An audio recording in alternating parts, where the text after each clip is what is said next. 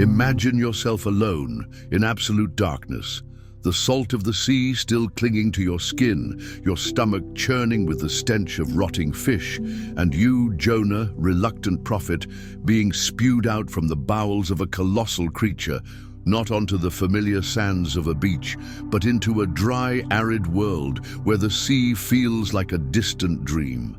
How is this possible? How did the great fish vomit you into Nineveh, a city carved into the heart of Mesopotamia without a drop of ocean in sight? This question echoes like a forbidden whisper in the nights of doubt, challenging the faith you thought unshakable. If you've ever felt the weight of a doubt that gnaws at your soul, stay until the end. Because what I'm about to reveal could change forever how you see God's miracles.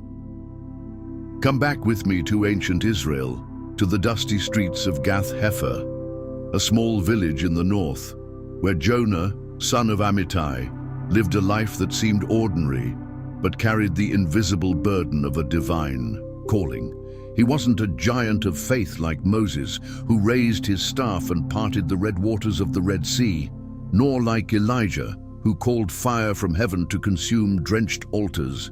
Jonah was a simple man, a minor prophet mentioned briefly in 2 Kings 14:25, where he foretold the expansion of Israel's borders under King Jeroboam II.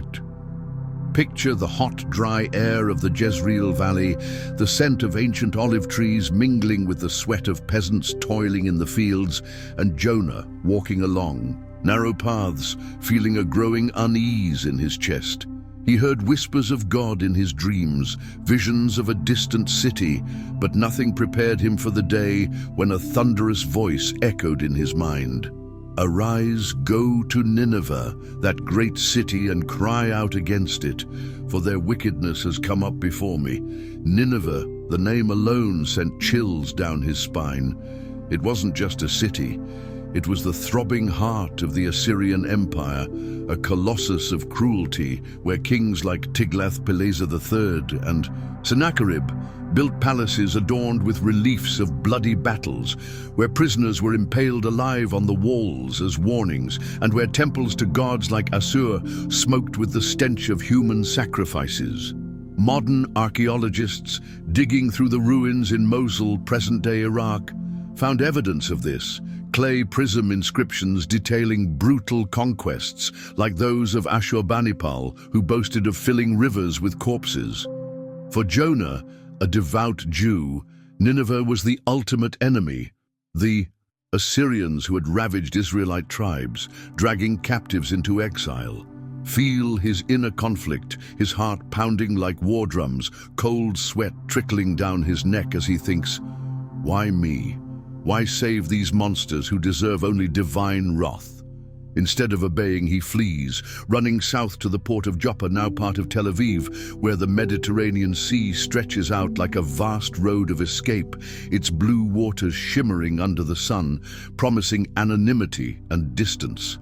Climb aboard with me, feel the rhythmic sway of the Phoenician ship, the salty smell of wet ropes mingling with the sharp odor of fresh fish and pine resin used to caulk the hull. The sailors, men hardened by the sea, with bronzed skin and scars from past storms, laugh loudly as they toss dice on the deck, oblivious to the tormented prophet hiding in the dark hold, wrapped in coarse blankets, trying to drown out God's voice with the constant roar of the waves. Joppa is about 550 miles west of Nineveh, but Jonah has no intention of heading east. He sets his sights on Tarshish, possibly distant Spain, beyond the Pillars of Hercules, a mythical place at the edge of the known world, where the Atlantic Ocean swallows ships in unfathomable mysteries.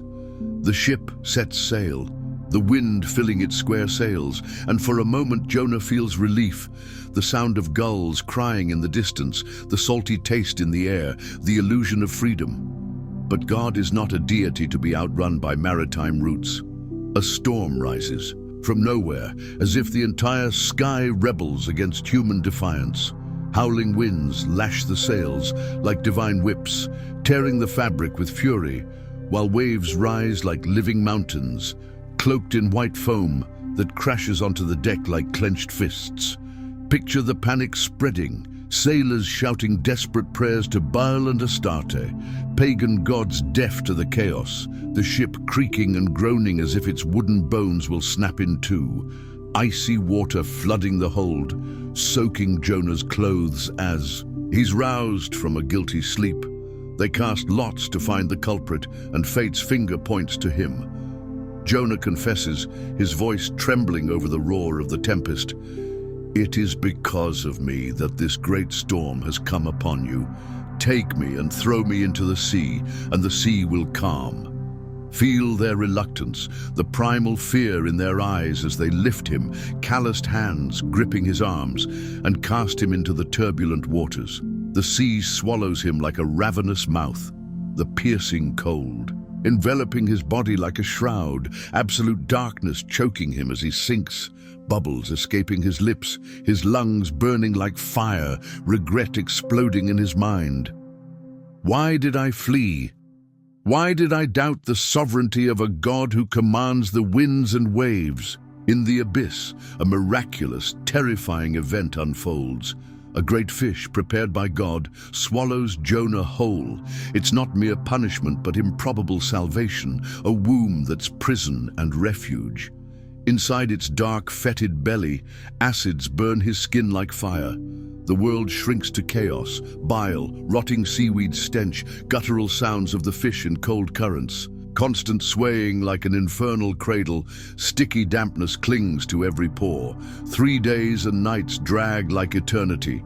Jonah, curled in a fetal position, hands on slimy walls, reflects on rebellion, doubt that led to the sea's depths.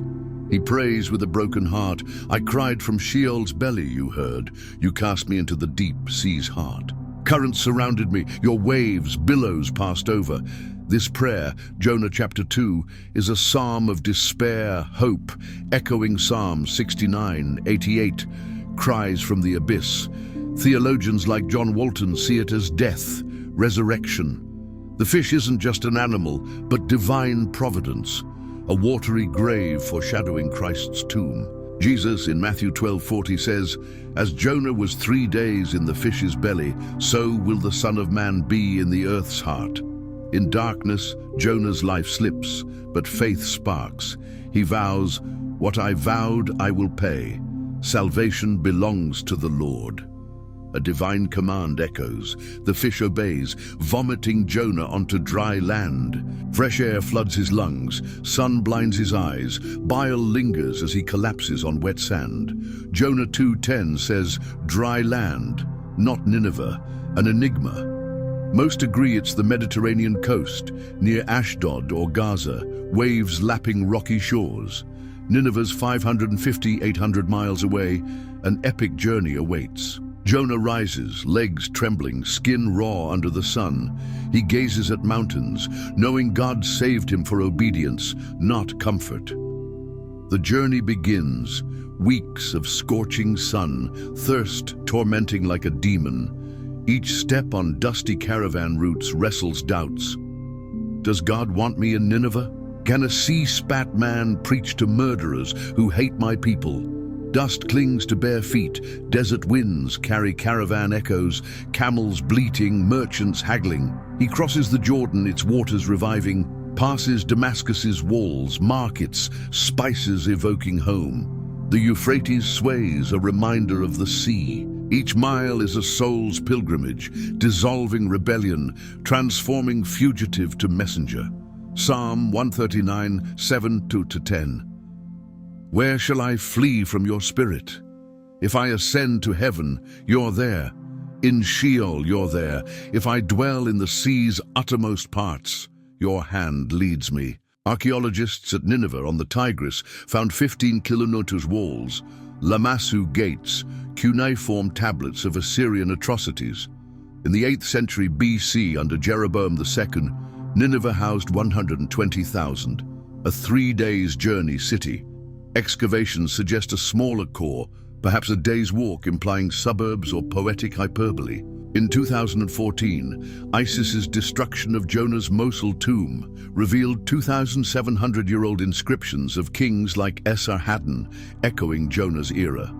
Scholars debate if it's historical or parabolic, but Jesus, using it as a resurrection sign, treats it as real.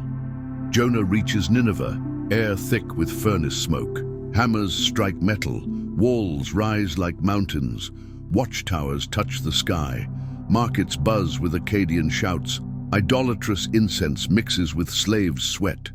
Ashurbanipal's reliefs depict torture, chilling any man. Jonah enters, his hoarse voice echoing, 40 days, Nineveh shall be overthrown. Tension builds, hostile stares, warriors pause with hands on daggers, children hide behind skirts.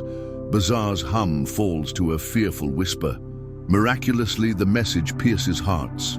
The king, perhaps Sennacherib, tears his robes, orders a fast. Humans, animals, cows lowing, dogs howling. The city prostrates in sackcloth, crying to a god they barely know. God sees, relents, wrath passing like a cloud.